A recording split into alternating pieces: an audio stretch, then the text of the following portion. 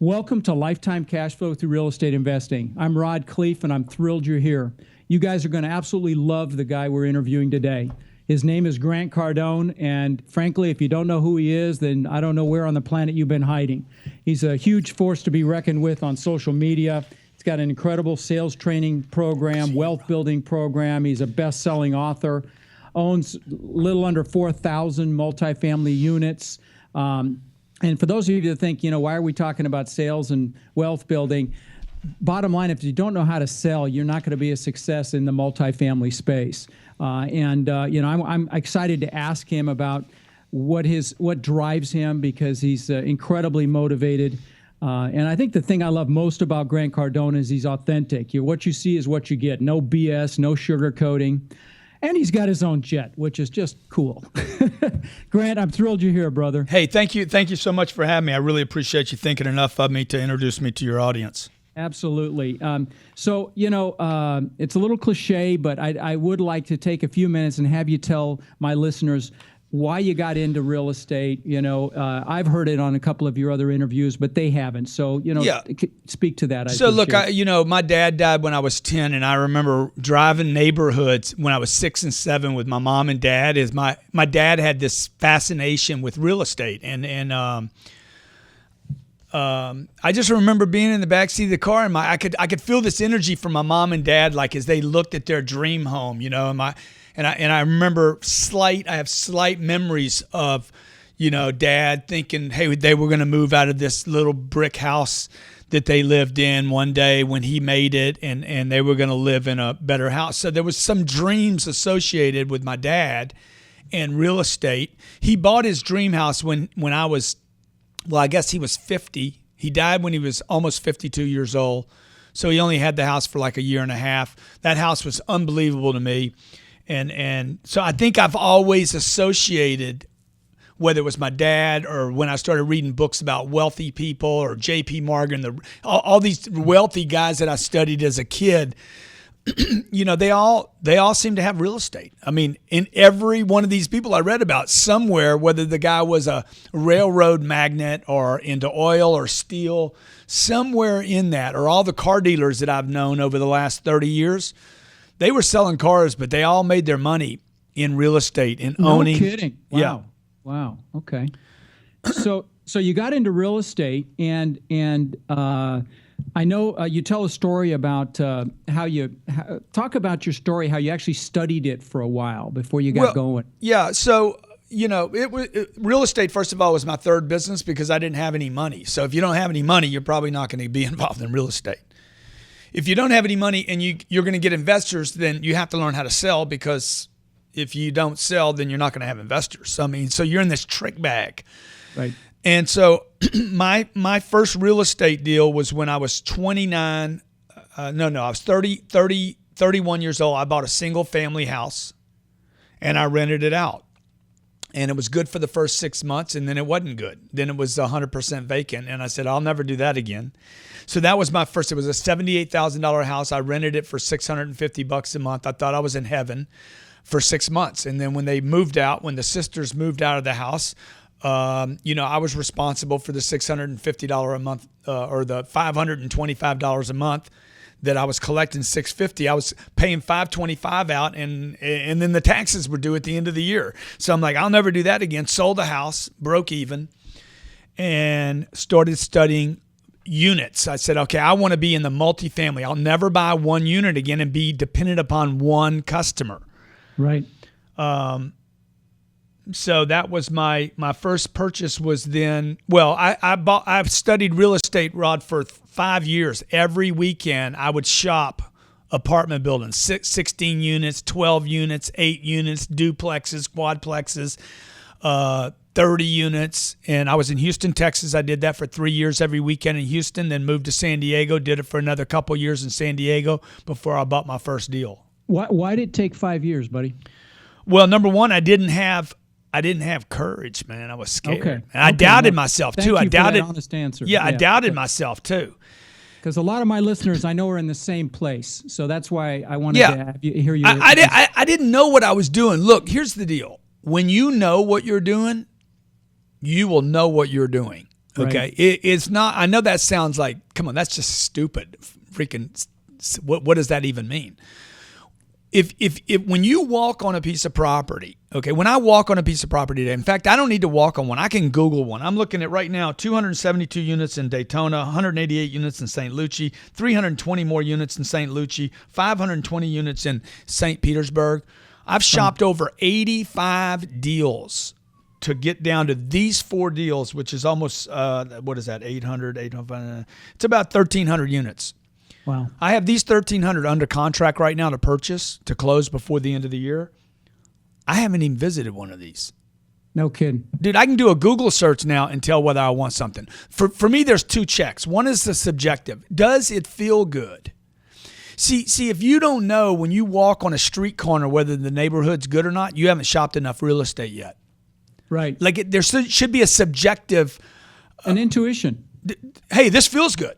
Right. Or this doesn't feel good. Or there's something out here. Or I know something about the clientele. You should literally be able to feel what the renter is like here. You shouldn't have to ask. You should have some sense. Some alarms should go up, green lights, red lights, something that should indicate good or bad. Right. Number one. Now, if it all goes off green lights, man, this feels good, this looks good, this smells good, everything's ripping. Oh my God! Now you got to do a check. Sure. It's kind of like finding the right partner for yourself. Right. You know, oh, she looks good. Okay, well, yeah, but you might want to do some more checking. You know, you find out she killed her last 2 boyfriends. That's the objective part where you start finding out who's the renters, what's the vacancy, what's the occupancy, what are their reviews like, when were those reviews done. I'm looking at a deal right now. This is great practical data. What kind of reviews, Grant? I'm looking at online reviews on this deal. Got it. Deal I'm looking at in St. Petersburg. There's about 55 reviews, and I asked my guys. I said, when did the reviews come in? 50 of them came in the last 30 days. I'm like, well, dude, that's bogus. They were positive. Oh yeah, that was total BS. Okay. So it's bogey. So the seller basically went out and bought the reviews because he was trying to go to market. So I know they have a customer service problem. Oh, by the way, that doesn't mean I wouldn't buy the deal, Rod. Sure. It means I know they've been ignoring the property. That's an opportunity, possibly. Could be. Right.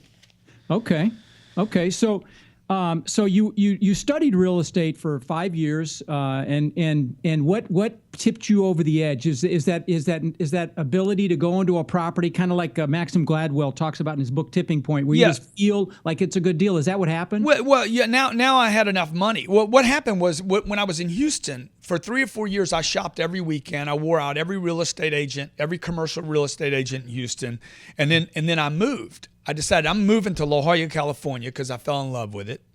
And I realized, looking back, Rod, I said, man, I could have bought all those deals that I was looking at in Montrose, Texas, near Houston.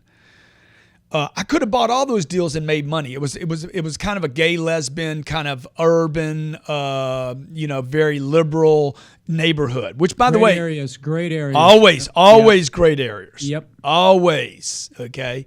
So, when I moved to San Diego, I looked back in regrets, and I said, man, I should have bought all that property. And then I told myself, okay, good. Use that data. If you ever see this situation again, if you ever feel this feeling again, that this observation I was experiencing, because I was right? The next time you need to pull the trigger. In the meantime, Rod, I'm accumulating cash. I'm preparing for this one day, because cash is courage.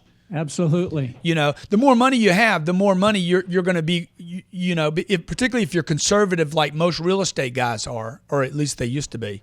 Right. You're going to need a bunch of capital to put a little bit at risk the first time to build that courage up, and so you can buy your second deal and your third deal. So when I was in San Diego, I had that same feeling again that I had in Houston. I was right. When I was in Houston. I just didn't pull the trigger. So this time I felt it again. I did my research and I bought my first deal.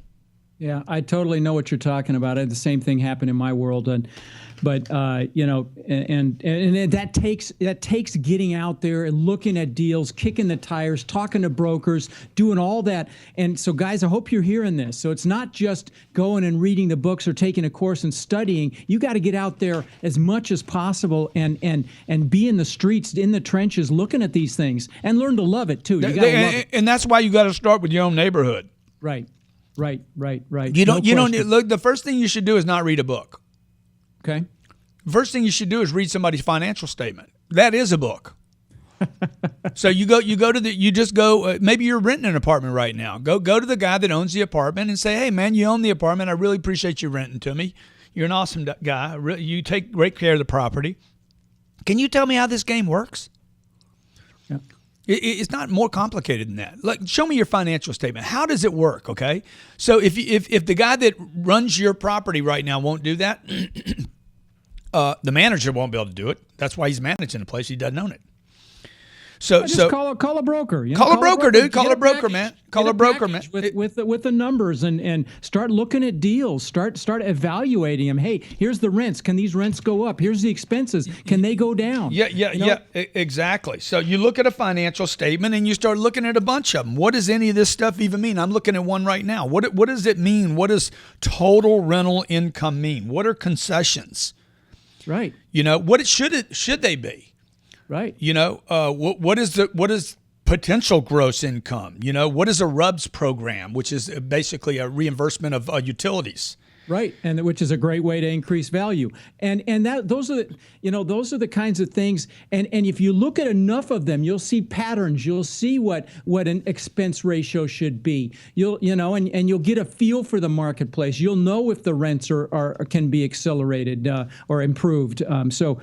No, that's great advice, Grant. So Let me just say this, based on what you just said about you'll know whether the rents can be improved or the expenses. Like when I buy deals, I buy things very, very conservatively. Number one, I'm using my money, not somebody else's. Yeah, which I want to talk about because that's unusual, it's fantastic. But you have the ability to do that, but most people don't. But anyway, keep going. With your thought. The point is, like if you're buying something with somebody else's money, you don't.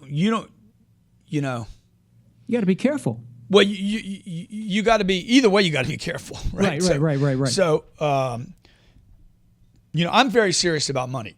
I don't want to lose money. So, I go into deals. I look at worst case scenarios. This is one of the things that helps me. Everything is a worst case scenario with me. That's why I got through 2008 and 2009 without losing anything. Yeah, that's one of my questions. So you look at worst case. So tell us what that looks like. I never look at a performa.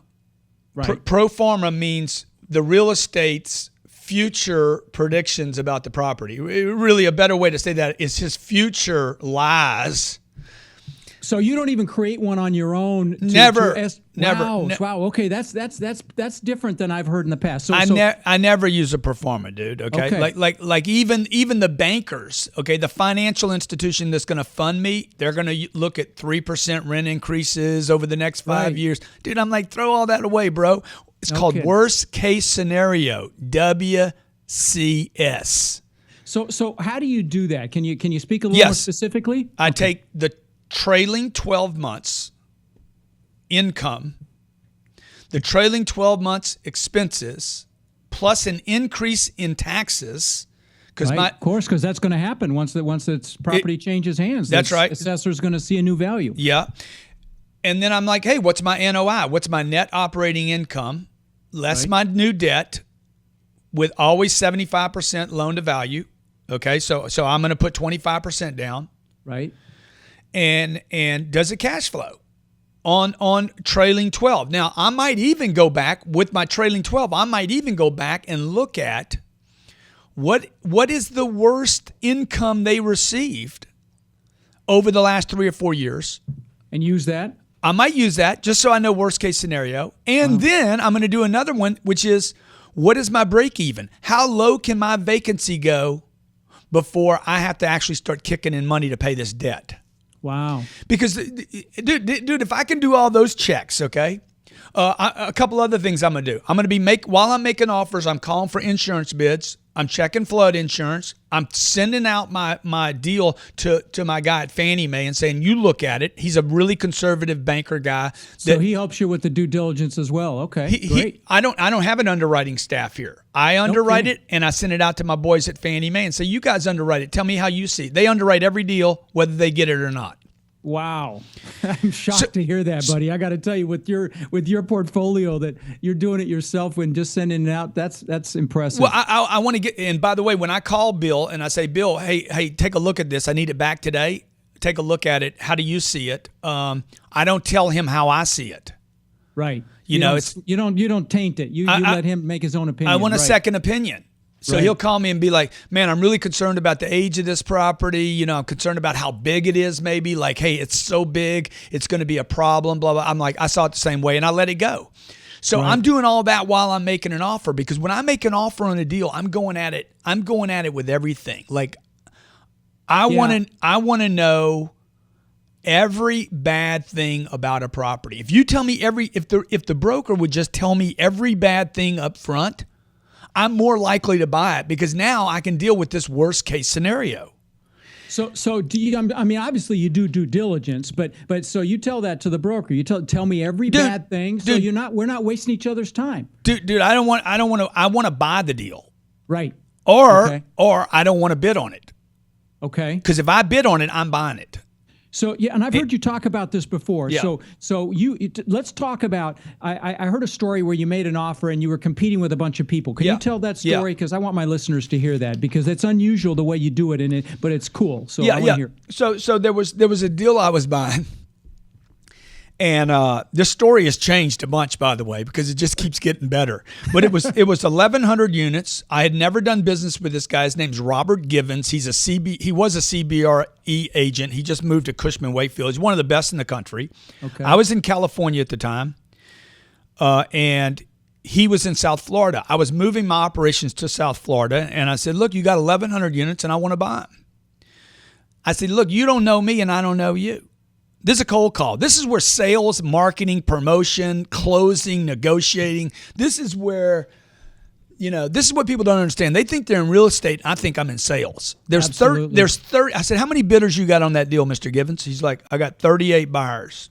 I said, that's not counting me, right? He's like, no, that's not counting you. I said, and the reason you're not counting me is because you don't know me. Right. So now I'm 39th on the list, or invisible. So I said, look, I'm going to buy that deal. You don't know me, and the truth is you have no reason to sell this thing to me because you don't know me. But I'm going to buy your deal. I guarantee you I'm going to buy your deal. And now, keep in mind, this was 3 or 4 years ago, 38 buyers. All of them are qualified. I'm the only one from the state of California. He doesn't know me. They don't know me. The sellers don't know me. I sent them a letter of intent via video. It was a video letter of intent. Love it. It had an embedded link in it, so I could see every time they opened it. Wow. And go ahead. Just let me stop for 1 second. So you guys, those of you that are newer, a letter of intent is the first part of the process. It's before you actually write a contract, so you don't waste the money going to attorneys and having them write contracts if you don't agree on the major terms. So typically, I mean, always a letter of intent is like a 2 to 5 page document. So you did it in a video, which is just cool. Yeah. And I sent a letter of intent too, and I did a phone call. Like, I used every form of communication possible, right? So this deal, he said they thought this deal was going to go down at like $60 million, $63 million. I didn't get the deal the first round. Okay, they actually picked somebody else, but because the letter of intent, the video letter of intent that I sent, got me to the top 5. Wow. Now I went from 39th to the top 5. I also flew in to see the properties. Okay, I flew in to see the properties with one of his guys, not Givens. Okay. I walked one property. There was 6 or 5 in the portfolio. And the rest of the deal, I ended up being out in international waters out in Aruba or something. I negotiated the rest of the deal. I became in second. Second's like last, man. Okay. They gave it to somebody else. And I called that Givens guy up and I said, look, man, I'm telling you something. You picked the wrong guy. I know why you picked the wrong guy, because you don't know me. Right. He's like, we really liked your video, man. I said, yeah, I know. You guys looked at it 18 times, because every time they saw it, I'd get a ping saying they opened it. So I said, look, if those guys fall out, dude, I'm ready to go hard tomorrow. Now, I've done all my due diligence. Everything that I've told you I've done now, okay, which is I walked the property. I Google satellited it, which is a great way to walk properties. Oh, no question. You can just walk down the street. By the way, let me interject something else because I get some new investors on this show. Going hard means at that point, if you back out of the deal, if your earnest money goes hard, you lose your earnest money. Yeah. So that, they know you're serious when your money goes hard. And typically you'll do your due diligence before your money goes hard. But you're saying you did it all ahead of time before you even wrote a contract. I do very short due diligence periods. Now there's some things I can do that other people can't do because I'm dealing with my money, right? So, right. But as long as I'm doing my worst case scenario, like if you can accept the worst case, you get rid of doubt. Sure. So I'm like, dude, I'm willing to deal with the worst case. So I said, look, Robert, if anybody falls out on the deal, I'm willing to go $250,000 hard. Okay, I don't have to raise the money. I have the money. And that's why I told him, I said, you guys should sell this deal to me because I am the money. I am the decision maker. I am ready to go. Like, you got to sell it. Right. Even what else was in your LOI, if you don't mind my asking, your video? How else did you hey, I'm going to do 21 days due diligence. Okay. I'm willing to shorten it up to 14 if I can get it done. Nobody can do that. No, everybody's at 45, 30 to 45. Speed is power, man. When you come in, I said, look, I'm not going any more money. Okay, I'm not going to be your highest bidder. I'm going to be your only closer. Right. I'm not going to be your highest bidder. I'm going to be your only closer. And guys, just those of you listening, brokers deal with this all the time where they get higher offers, they accept them, and they don't close. Yeah. So they are interested in closing. They don't get paid unless they close, and they waste so much time with people that can't close, telling them about a short due diligence period and stressing the fact that you can close makes all the difference in the world. Yeah, and so when you're talking to this broker, man, you need to ask yourself, like Givens, see the big problem that people miss is that how do you move from 39th to the top 5? Right. That's the first hurdle, okay? I got to get on Robert Givens, the brokers. I got to get on his radar. I got to become important to him. I got to get him thinking about me. Right. So I'm on the phone call with this Givens guy early on before I lost it. And I'm like, hey, dude, what do I got to do to go to top 3? What do I got to do to be on your radar? I can't buy a deal from you until I buy a deal from you. Right. Okay. Right now, I've never bought a deal from you. So right now, I'm not even real to you. You see, I'm trying to solve a problem right here. Right. So what do I got to do to become real to you? And he's like, I don't even know what you're talking about. I'm like, who's your favorite client in the world, man? So-and-so. He's like, I don't know. I said, give me a name. Give me a name. Answer me. Come on, man. Answer the question. And he's like, he gave me a name. I said, why is he your favorite? I've done 16 deals with him. He closes on time. I'm like, dude, I want you to think about me like you think about him. That's me in the future with you, Robert. That's sales, guys. I hope you're hearing that. He's totally he's making the guy he's comparing himself to the guy's top client. Yeah. So look, man, brilliant. don't count me out here, man. I'm telling you, if you don't pick me, it'd be like you passing on your best client ever.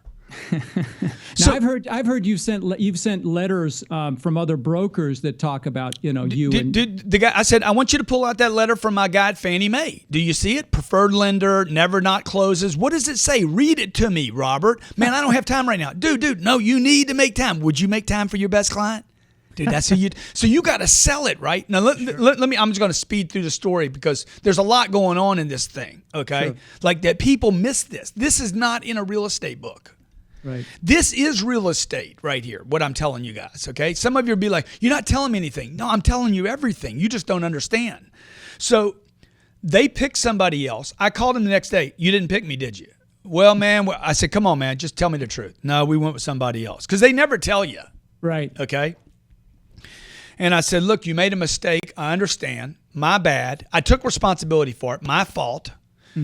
I said, if that guy doesn't perform, dude, if he stubs his toe, okay, I'm telling you, if he just slows down, you call me and I'm ready to roll, dog, okay? I'm going to cover you. Okay, so he calls me like 5 days later. Hey, Grant, I said, I'm ready to go. Where do you want me to send the money? Now, at this point, you got to be ready to go. Sure. Okay, I told my wife, I walked in, I was in Aruba at the time, and I even told Givens on the phone, I said, I can be there in 20 minutes if you want me to be. It was impossible for me to be there 20 minutes. Man, I'll come buy you a cup of coffee. No, that's not necessary. You don't need to do that. I walked into my wife, and we were on a ship, and I said, baby, I think we're going to get this deal. She's like, is it a good deal? I said, well, we're going to make $20 million on this deal. I paid $58 million with closing fees and everything. I think I'm around $59 million. That property was just appraised. I thought I made $20 million when I bought it. And I knew I could sell it the next day because there were so many buyers for it. Sure. So that thing was appraised for, I don't know, what's 1,100 times 125,000 a unit, whatever that number is. 1,100 times 125. That's a lot of money. It went off the end of my calculator here, so it's a lot of money. $137 million. I paid $58 million. Wow. So anyway, I don't know. The point of that story is, are those deals still out there? Yes. I guarantee they're still out there. Are there fewer of them out there today? People are overpaying for property right now. That's right. Let's talk about that for a second, because, I hate to throw a bucket of cold water on this, but, we were talking before we started about being careful right now. I know you don't like that word, but, there's a contraction coming for sure. What would you speak? How would you speak to that, Grant? Well, you're gonna look. People want to think, well, I don't want to buy at the top. Right. If you're not in the game all the time, good times and bad times, you're just not in the game. Right. So it's not realistic to think that you're going to just buy when real estate's good. If you're not buying when it's bad, you're not going to be able to buy deals. Right. You have to be looking and active in all cycles. Right. So you want to be there at the top of a cycle. You want to be there when the cycle's going down. You want to be there at the bottom. You want to be there when it's moving up, and you want to be there again when it's. You have to be through the whole cycle to be in the game. Right. My first deal was 38 units. Well, my first deal was 1 unit. Well, right. My second deal was 38 units. And today, I'm buying 1,300 units at one time right now. Some people think we're at the height of a market. It's a problem. I've looked at 85 deals today to finally get 3 or 4 under partial contract. Right. So you got to look at a lot of deals right now. They're still out there. Yeah, no, they're out there. I mean, I've ran into some smaller stuff that's just spectacular. I mean, 24 unit, 31 unit, smaller stuff in Florida even that has $1 million in upside. But I'm really loving what you said about looking at worst case. I'm going to use that myself, because that's just a brilliant strategy to look at properties. See, I never look at I'm going to get an increase in rents. Right. I never even add an inflation increase in rents. Well, really, I'm at more than double, because I only put $15 million down on the portfolio. I put 15 on 59. Wow. I've already gotten 7 of that back, so I got $8 million in a deal that's worth what did we say? $1.25? A lot. I owe $45 million on it today. No, I guess I owe 53 on it, maybe 50.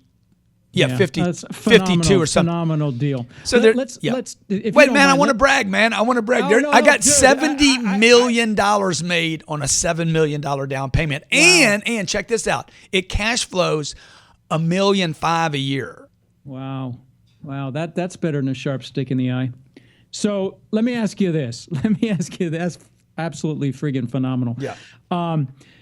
Let's pull it back for a minute.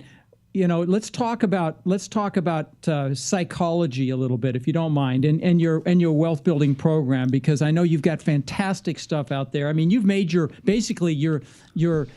bread and butter is your sales and your wealth building programs. And I don't sell anything on my podcast, but I got to tell you, I'm happy to talk about your programs, because I know they are fantastic. I mean, you go to my house and you will see some Grant Cardonisms on the wall, okay? Because I believe in what you talk about. So let's talk about somebody that that needs the oomph to actually take action on a deal.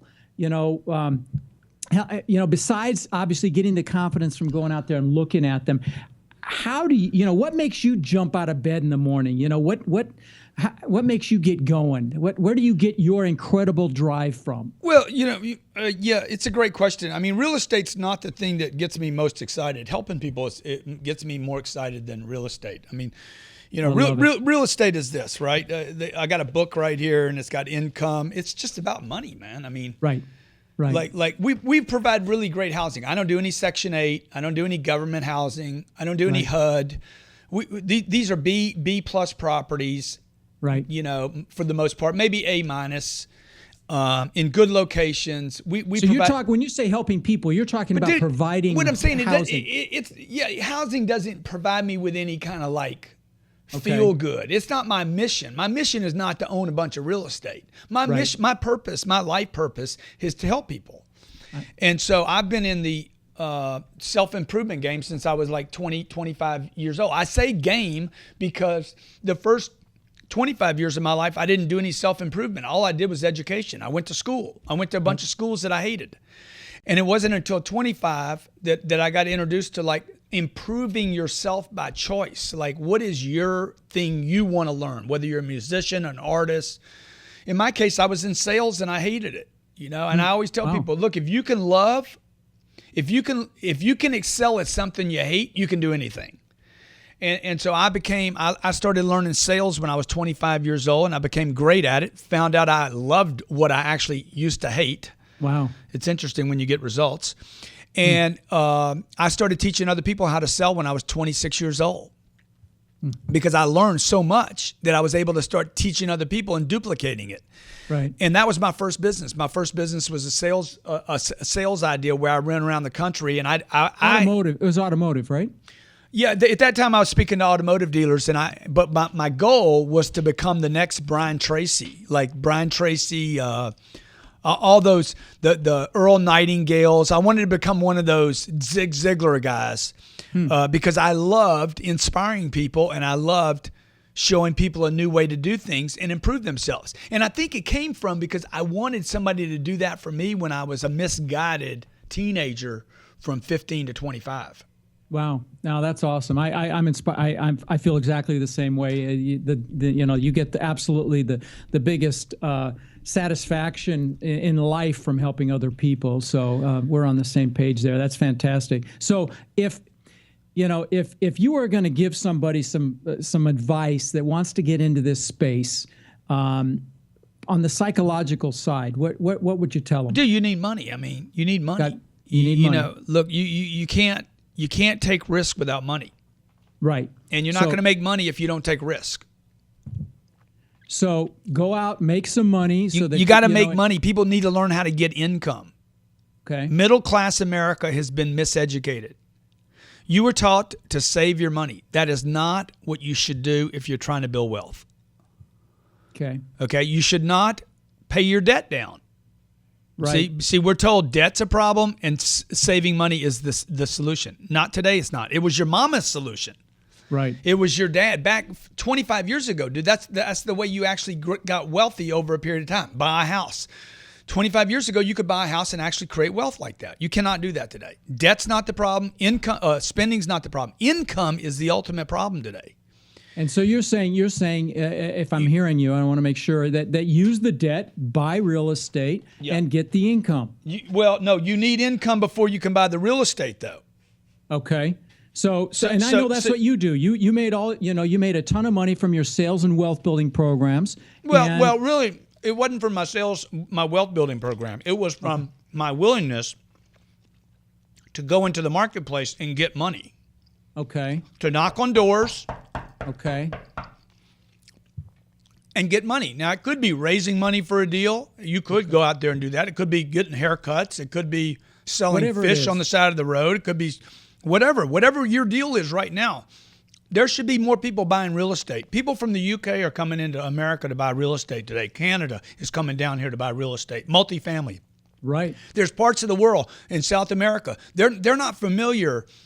The first 5 apartment complexes was just built in Mexico City. Most parts of the world do not do multifamily real estate the way we do in America.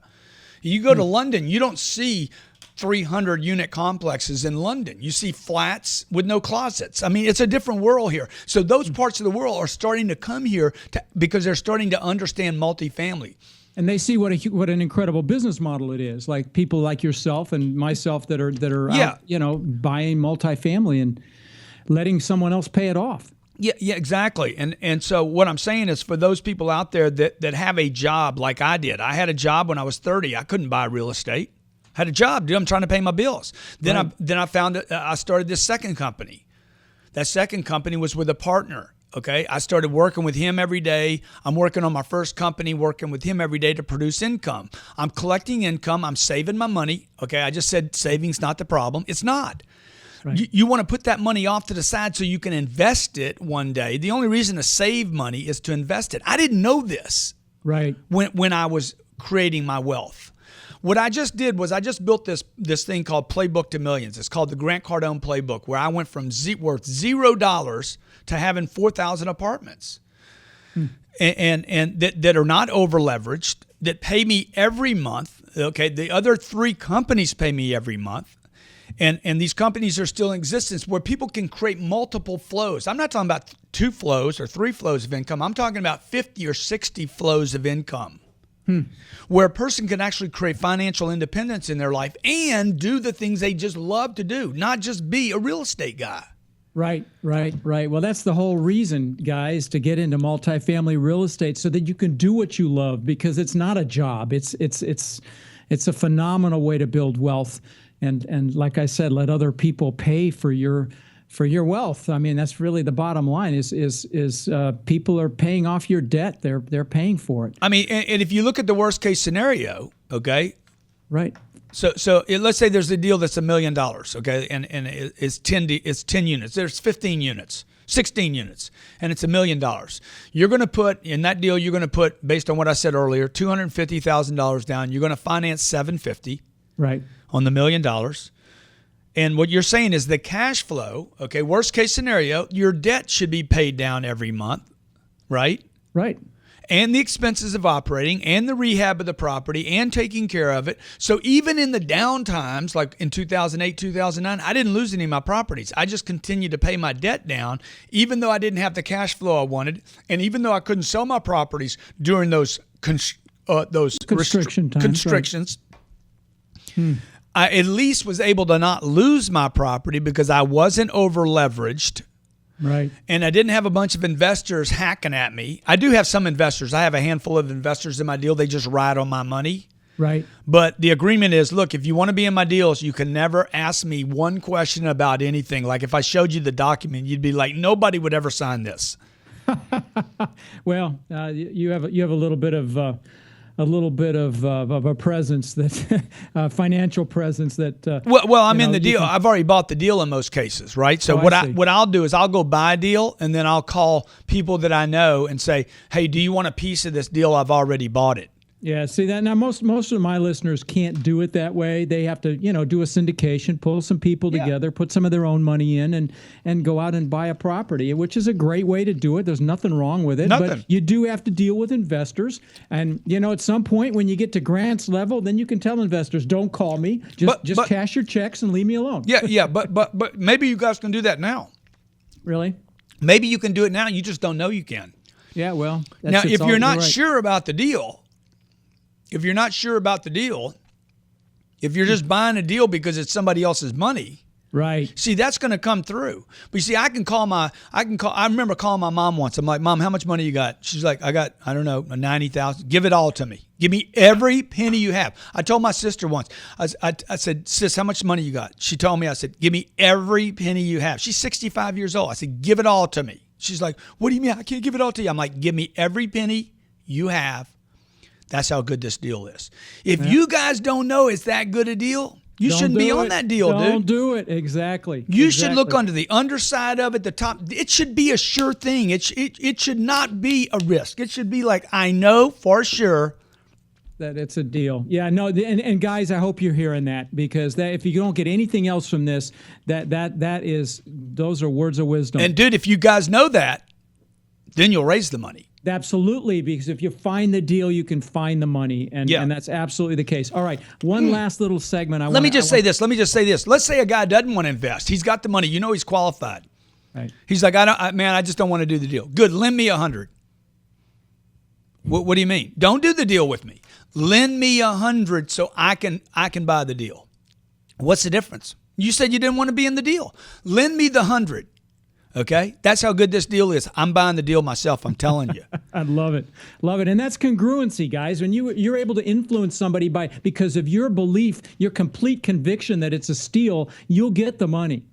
All right, last thing I want to talk about, because you're an expert at this, is goals. I mean, your book 10X is I've given away probably 80 copies of it. Can you just take a minute and talk about that the basic tenet of that book? Well, this is a day timer called the 10X Planner that I've been using for years to write my goals down every day. Okay. So, I mean, I used to write in my book every morning. I owned what was my first goal? I owned 20 apartments. I remember, I bet you I wrote that for 5 years. I was in Houston, Texas. I owned 20 apartments. I owned 20 plus apartments. I owned 20 plus apartments. I wrote that for, I don't know, every day of the year, in the morning and at night. I own 20 plus apartments that earns 12%. So you write your goals, I think I've heard you say, every morning and every night. And anytime I get discouraged. Okay. So if during the day I lose a deal or I get disappointed or something goes bad, then I write them down again, because it gets my attention on where I'm going, not where I am. Guys, where you focus is what is your life. That's what you get. So there's a great way to keep your focus. Now, I know you talk about 10xing your goals. Can you speak to that for a minute? Well, right. When I was writing back then, hey, I own 20 apartments. I mean, I just couldn't think about 200. Right. You know, my first deal was 38 units. My second deal was 60 days later. It was 47 units or 48. I forget now. My third deal came like 100 days after that. It was 92. So literally in the period of 6 months, I had bought 200 units. My goal was 20. No kidding. Well, what if I would have started by saying I own 200 plus apartments or 2,000 or 4,000? Whatever, dude. It's all, you're making it all up anyway. Right. I can't do it is making something up. I am poor is making something up. My relationship sucks. I am, the price of organic bananas are expensive. Right. All these things. As you say it, so shall it be. So you may as well say positive things. You're just making stuff up anyway, man. Right. Right. Oh my God, this is an awful day. I feel bad. I feel good. You're just making shit up anyway, dude. It don't matter. All this stuff is made up. Right. So correct me if I'm wrong. The two things that I know about that book is, one, you make your goals bigger than you think you can handle. Yeah. But then you work harder than you normally than you have. Well, what happens? What happens? Let's say a guy wants to make $40,000 a year. Right. And he's like, I need a raise. I need a $4,000 raise. Then you get into all the complications about the $4,000 because it's so small. You get into the little minutia mechanics of the problem. Right. Man, I got to go talk to my boss about a $4,000 raise. He's cheap. He's a problem. Blah blah blah. Dude, you'd be much better off to say, I need to go to $400,000 a year. See, because it takes you away from this little thing, your boss who's the miser. I don't know if that makes any sense, but I'll give you a better example for me. I want to go to my next stop is 10,000 units. So rather than me thinking about 10,000 units, another 6, I build a plan to go to 40,000. How do I go to 40,000 units? It changes it changes the complexity of what I'm considering. Like, what resources you see what I'm saying? Yeah, you're thinking with the end in mind, and you're thinking in a bigger. So you're shooting from the moon if you only hit the stars, or if I've got that reversed. Yeah. It just explodes. It explodes the complexity of my. It makes my thinking go wide rather than problematic. And typically, when people have goals, the goals create more problems for them. It's like this goal problem push pull thing. So if you can get the goal giant enough, you get outside these little minute problems that stop you from ever starting.